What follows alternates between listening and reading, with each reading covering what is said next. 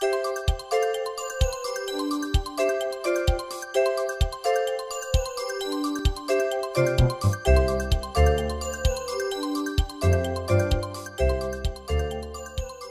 Richard. How are you today? Good. How are you? Real good, real good. It's awesome to finally speak to you. Usually we communicate via Facebook, LinkedIn. Yes, I find that to be a very good mode of communication. Would you tell our viewers a little bit about your background? Yes, I have been a teacher in the manufacturing trades for the last 24 years. And I've worked at 2 different career schools here in Northeast Ohio.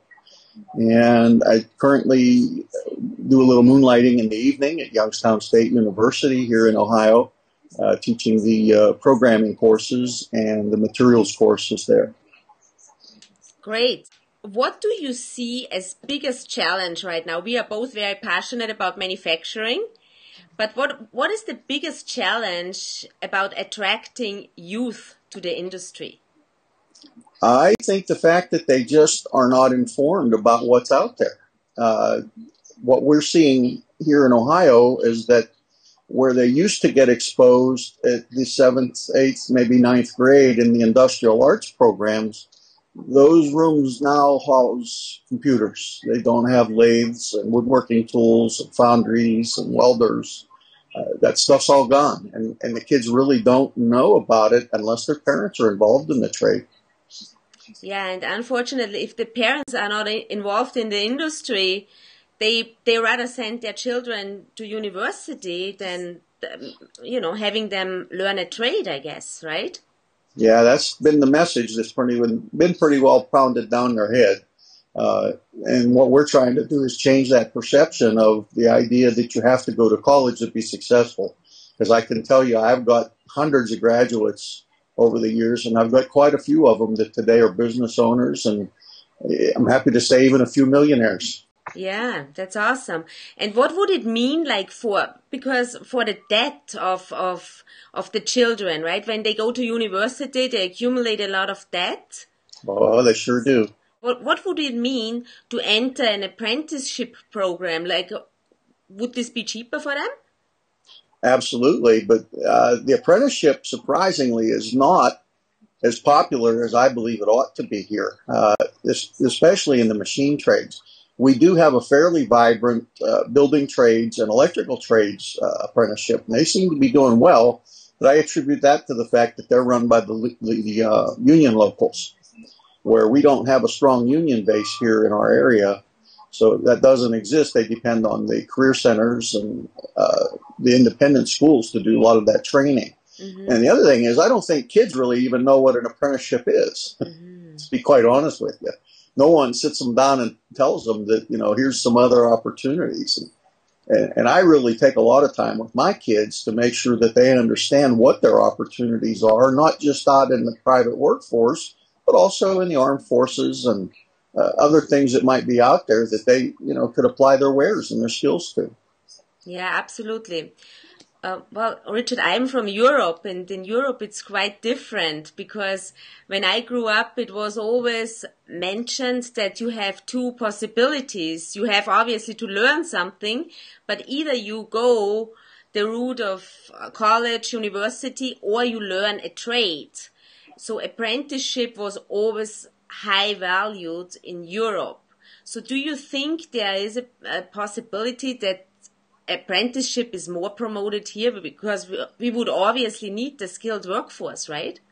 Yes, we do. And actually, I spent my summer off from teaching, going around to the various businesses trying to recruit for the apprenticeship. And sadly, I could only raise about 4 people in my county that were interested in participating. Wow.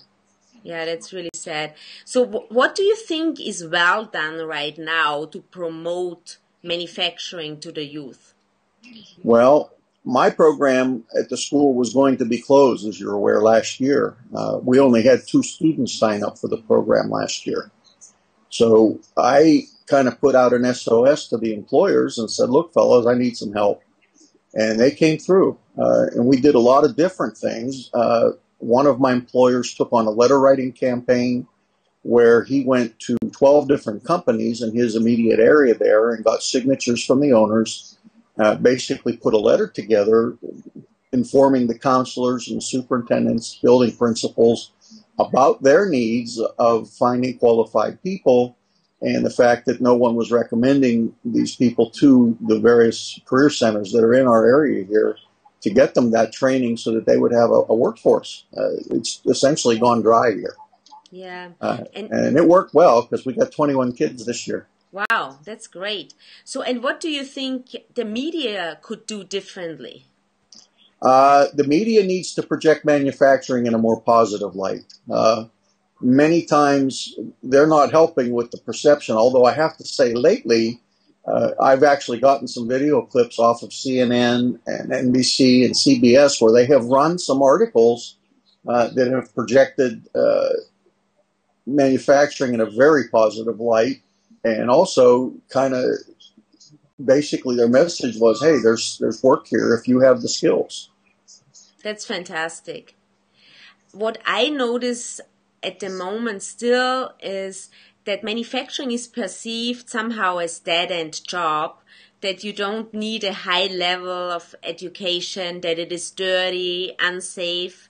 It's kind of still stuck in the industrial age. So what do you think we could do to change this perception? Well, like I said, all the ones on the television that I saw all projected manufacturing in a very 21st century type atmosphere, requiring higher level skills in a very clean, well-lighted environment. And I think just more of that kind of exposure would work to change the apathy that's out there and that connection with what I'll call the steel mill mentality of the 50s and 60s. Do you think the school counselors are educated enough to advise children on what opportunities are out there?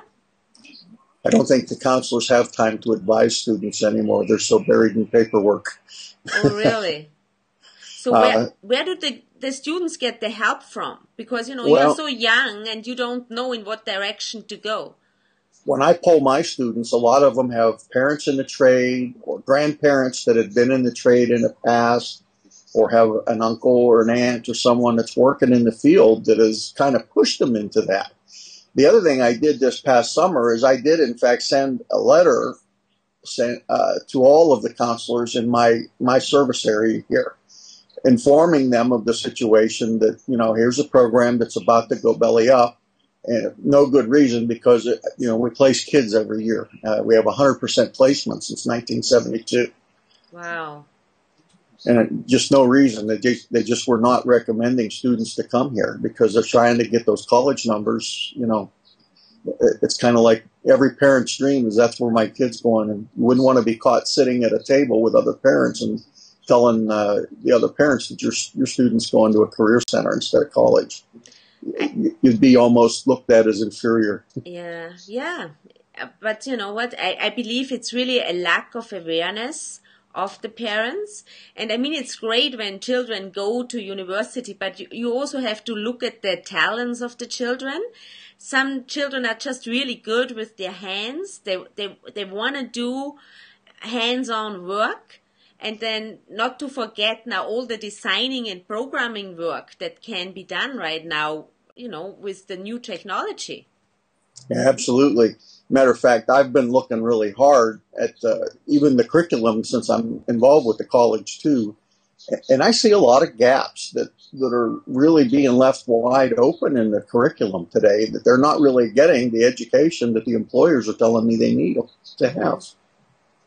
Absolutely. But, there are great people out there in the industry like yourself and many others who care about the industry and they want to create change. And I just think we have to keep working together and support each other to get the message out there. Oh, absolutely. And like I said, I have my blog that's just loaded with all kinds of information to promote manufacturing. There's probably 200 links on there to companies and manufacturers that produce products here in the United States. I'm a real big fan of reshoring, bringing all that work back from overseas and getting it back here where it needs to be, and put our people to work and get our people trained to Yeah. do that work. One of the other things that we did was open up all these businesses to the public for different days on open houses, to invite the parents with these students to come in and walk around and see what we did, and learn about the skills that needed to be learned today. And I think a lot of the parents, as they came through, did in fact find out that it's not the dark, dirty, dingy place of the past, but quite a high-tech facility that there's no way in the world they could walk up to that machine and start working. Yeah. And I think that grew some appreciation in the parents' eyes. Yes, absolutely. And that's the message we have to continue to communicate. And I'm, like I said, I'm an advocate for it, and I'll do just about anything to see that happen. Perfect. Okay, Richard, thank you so much for your time today. I really, really appreciate it. It was great to see you in the flesh. Thank you. Have a good evening. Same to you. Bye-bye. Bye-bye.